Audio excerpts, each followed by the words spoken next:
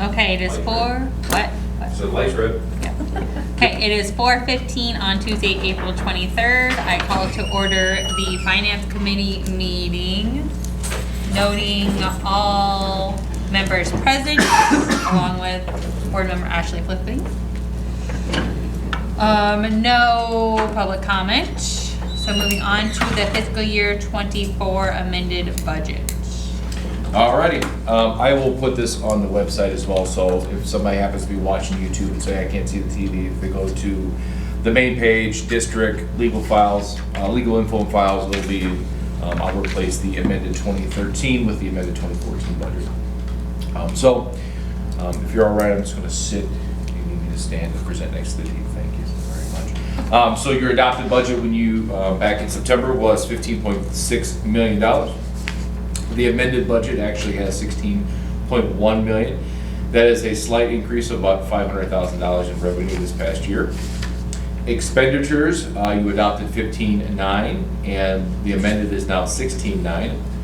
The projected increase of that budget is $1.1 million.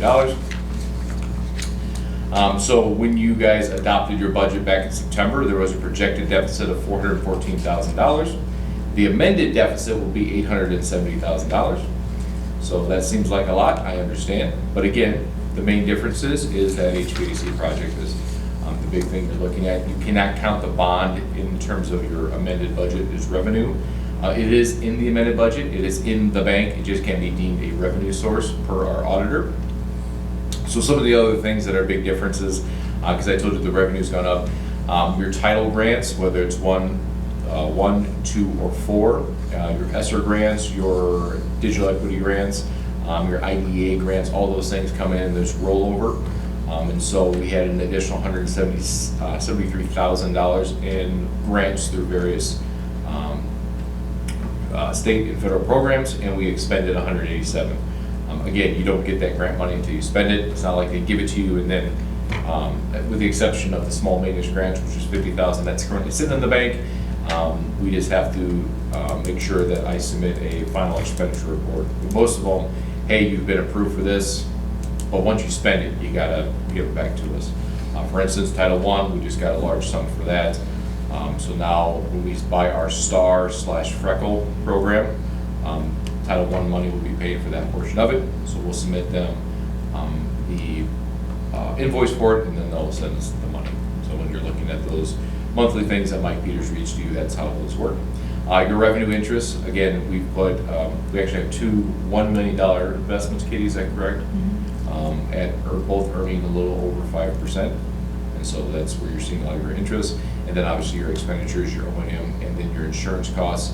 A big hike, you guys knew about the health insurance, but also there was an increase due to the recent incident that happened last year. We saw our building insurance increase as well. And then we added a little bit more in terms of cybersecurity as well for our insurance programs.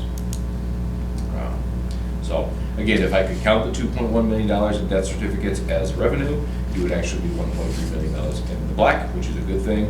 We can't, and that's fine. Your first payment on that bond will be coming up this upcoming month. As a matter of fact, it will be for approval on the next board meeting at $17,000. So the first one's coming up. That's really everything in a nutshell. So we minus that HVAC project, we did really, really well this year. We stayed within the scope of what was budgeted.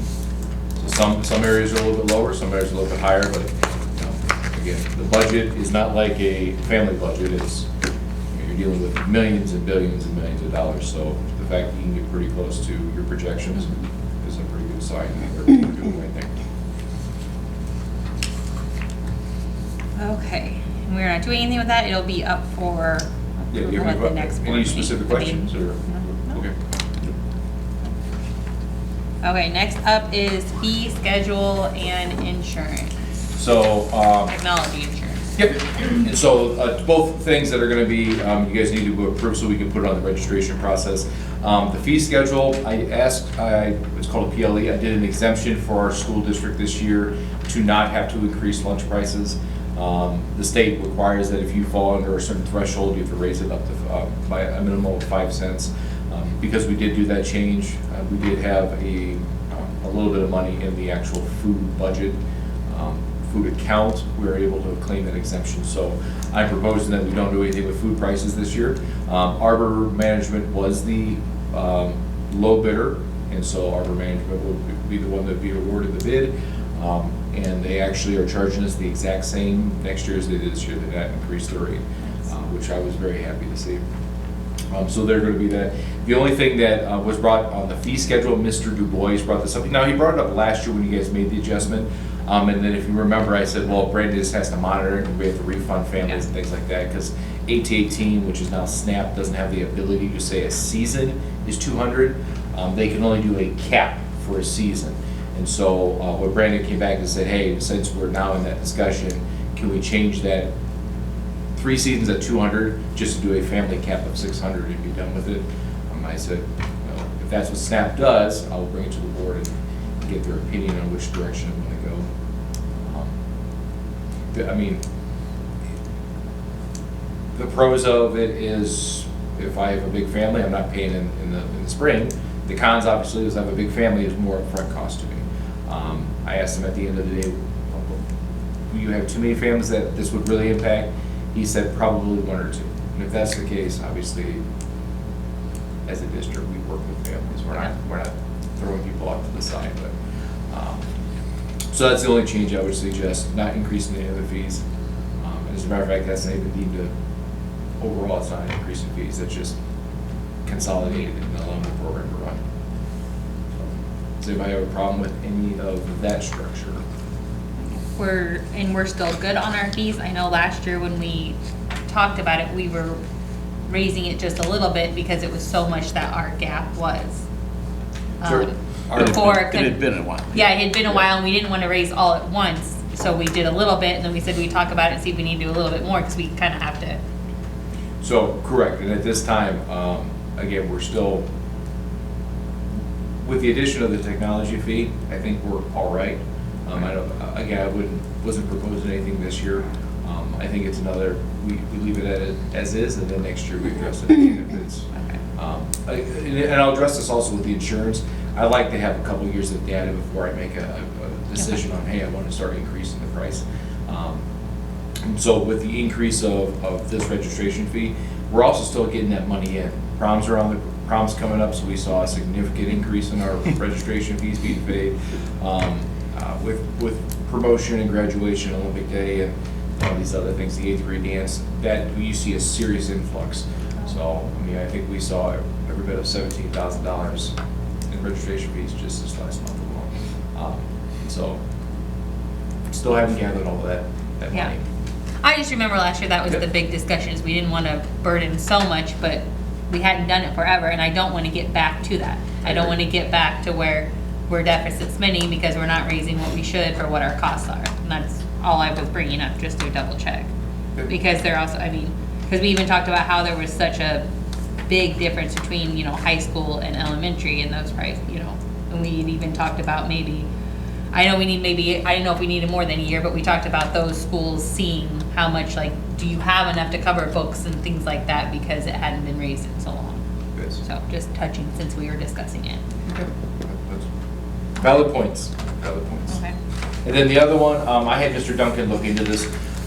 So again, this was our first year with the insurance program. I would like to say, in my opinion, it was very successful. We had, I think he said about 200 kids involved. 200? That's not right. Joe. I'll get back to you. But he had a substantial amount of families taking advantage of the opportunity. Families who didn't, and there were people on both ends of the aisle who had to pay a little bit more, and some who got a nice little wave. Nobody reached the deductible of cap of $325.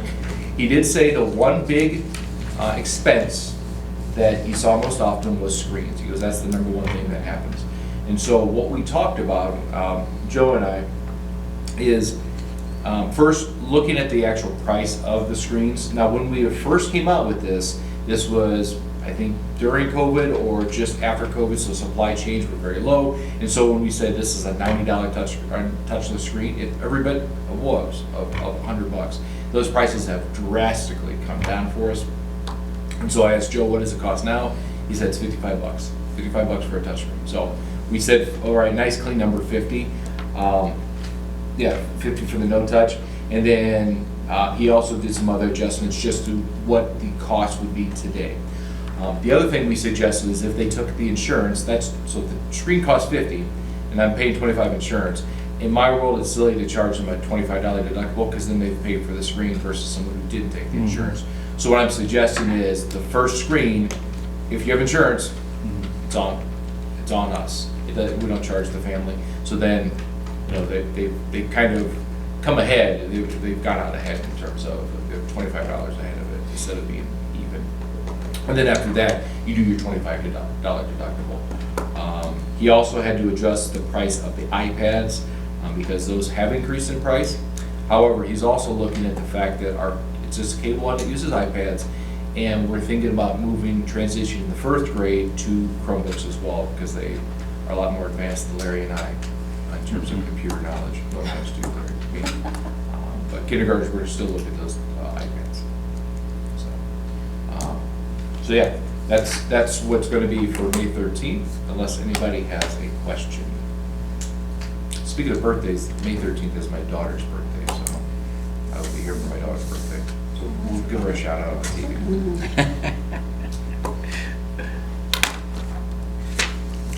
Okay. Everybody good with the Both sound good to me. adjusted insurance structure? Yep. Do we have anything for other? I'm just going to give you guys, I know it's not finance, but it doesn't matter if you talk about it on finance.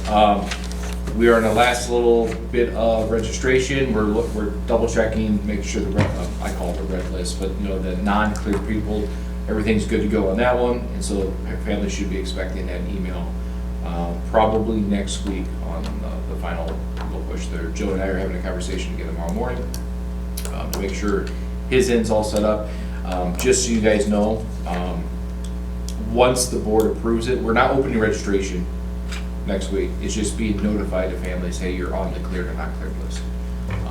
And so I think right now, the list has grown a little bit, but again, there's a couple reasons for that. But yeah, we're in good spots.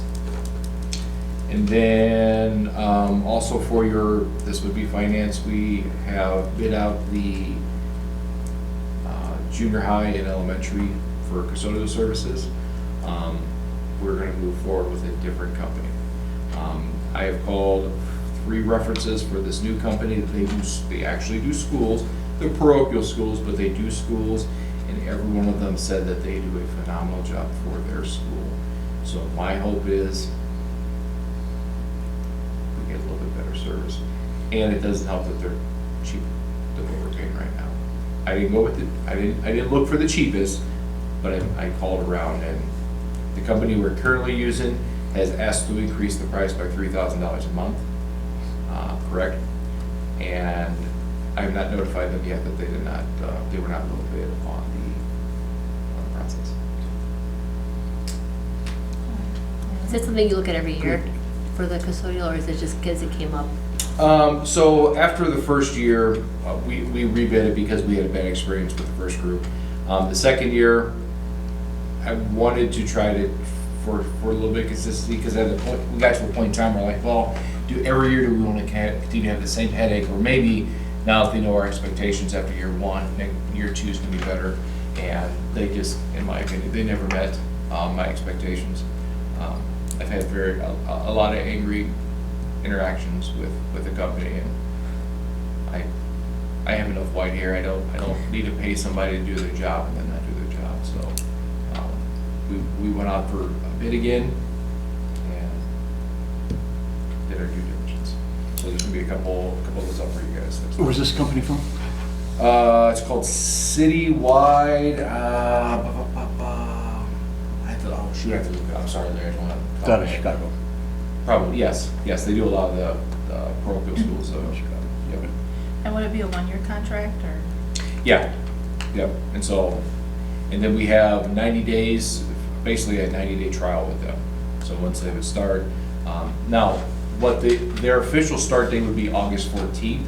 However, I am going to respectfully ask them to come in. They do an additional service, which is a deep clean service. Basically, they come in with their people and a large crew, and they clean that, like they deep clean it, get it to their specifications, their expectations, and then they maintain it.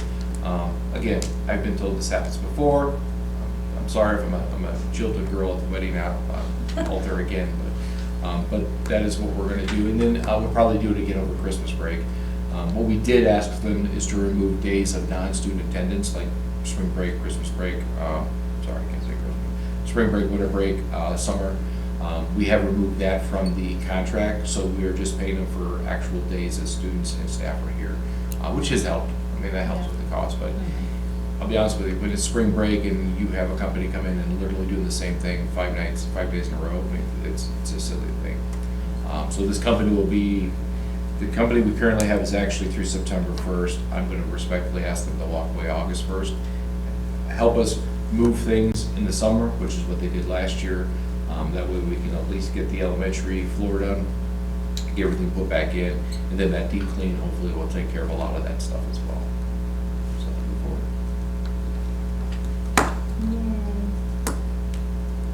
I'm hoping I say yay. I really am.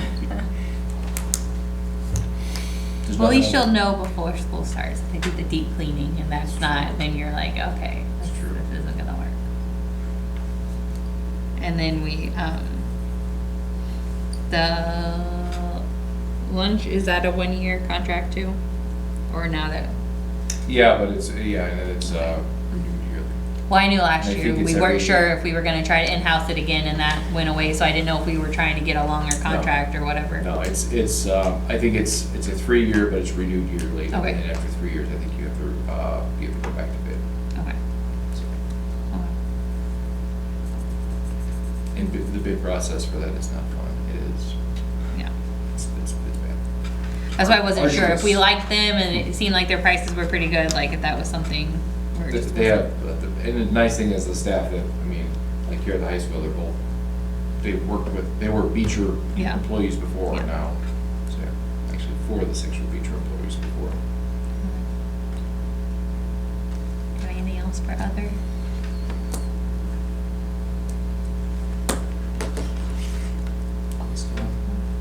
Yes, who was? That was all. No? Okay, no other public comment, no one's here. Adjourn the meeting at 4:32 PM. All in favor, say aye. Aye. Opposed?